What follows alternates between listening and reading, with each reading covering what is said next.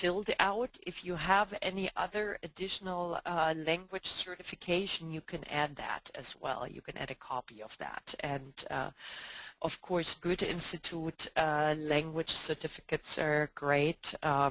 Please do add them. A Volkshochschule, I am not so sure myself, so therefore I would always have the language, the DAD language certificate filled out and then add the other certificate as well. Great.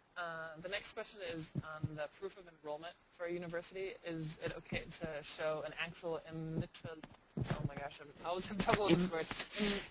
Immatrikulationsbescheinigung, so proof of matriculation at a German university. Is that yes. Yes. The next question is about whether someone who's not an American citizen, we touched on this at the beginning, but I know we get a lot of questions on this. So somebody that's not an American citizen got their bachelor's in the U.S., what are the restrictions on them or guidelines for applying for the DAD North America scholarships? Okay, somebody who got their bachelor's here in the U.S. Yes, but is not an American citizen. They can apply. If, you know, they should be applying, I assume they're graduating seniors. So they have lived here in the past 2 years at least or longer, depending on what program they're applying for, and then they can, you know, we've had students from India, from Mexico, and from a few other countries participating. If you're in doubt, you can always contact the program officer that's listed on our website, most likely myself or Myung-Shin Kim, if you're still unsure. The next question is there financial support for spouses that travel on one of these grants? Yes. And that's that is something, it doesn't happen very often, but this year I actually have an undergraduate who's bringing a spouse, and I have an undergraduate who's bringing a 3-year-old daughter, and it's a monthly subsidy of, I am not sure, maybe a couple of €100. It's not that much, but I believe you can also get DAD health insurance and so on. So our scholarship holders find that it's a great help. Okay. If you want to know the details, then call our office and we can try to find the numbers at that particular point in time. Someone wants to know if it's too late now, if they have not already gotten in contact with a German university. Is it too late now to get all the confirmations needed to apply for the deadline on the 15th of November? No. If the German universities usually don't expect applications until the spring of next year, but it's up to the students to make some initial contacts. So what we suggest is that they actually make contact with a professor in their field and get a personal invitation. If they're applying, of course, for a program, a master's program or whatnot, they may not have confirmation that they have been accepted, but they should try to get in touch with the international office and include the email correspondence at least that they've had with them. Okay. The next question is whether there's a preference given to students who want to study German language and culture over students who want to focus on the sciences. Not at all.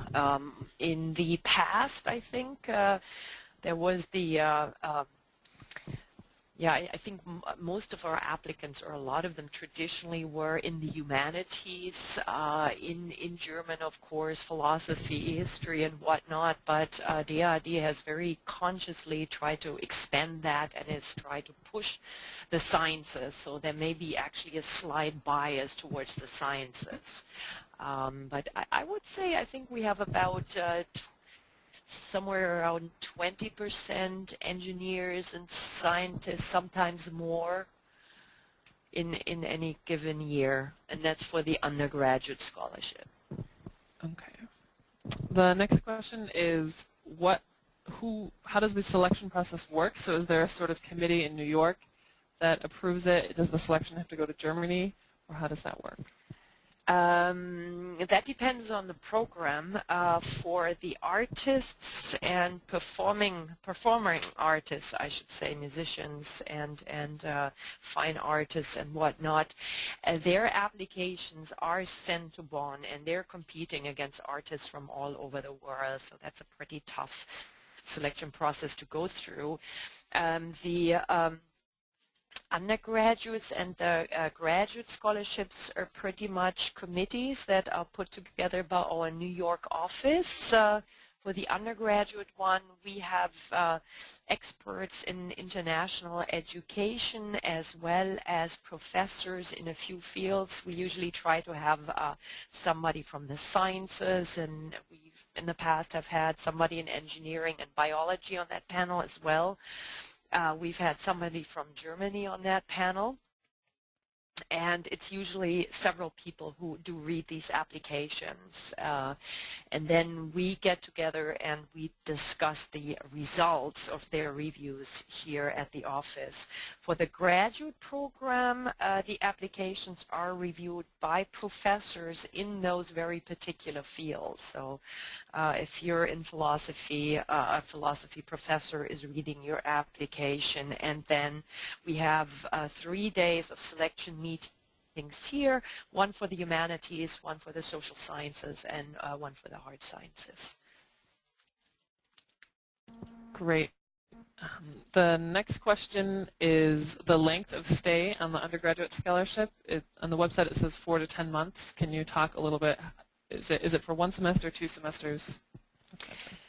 Well, students apply for 1 semester or for 2 semesters, and we also have students who are applying for 8 months and any time period in between. I think there is a bias in our selection committee towards students that are studying a longer time period. I have to admit, but there's also a bias towards students who are not just, I should say just in parentheses, in study abroad programs where basically you sign up and participate. So if someone is doing an independent research project that's only, let's say, 5 or 6 months long, they have a good chance as well, especially if they get an invitation from a professor and so on. Okay, the next question is, if you're applying for the graduate study scholarship, do you have to submit your transcripts from undergraduate study? Yes. Okay. And then can you speak briefly to the level of German proficiency expected for students? This person is asking specifically for the field of music, but yeah, if you can just comment generally on the level of language proficiency needed. Well, again, this is really it's hard to say. For example, in the undergraduate scholarship, there are some universities, if you want to participate in their program, you must have 2 years of college level German. For example, Columbia University here in New York, if you want to participate in their Berlin program and apply for our undergraduate scholarship, we may say, oh, you don't need any German at all, but Columbia tells you, yes, you do need 2 years of college German. Again, if you're in the sciences and you show that you are working in an English-speaking environment, that's fine. If you're applying for a master's program that is in English in Germany, of course you do not need as much German. And again, in music, I suppose it depends on what you're doing. If you are a singer and you're going to Germany, there's definitely a reason for you to improve on your German as well, if you're singing classical music. maybe if you're doing research on a particular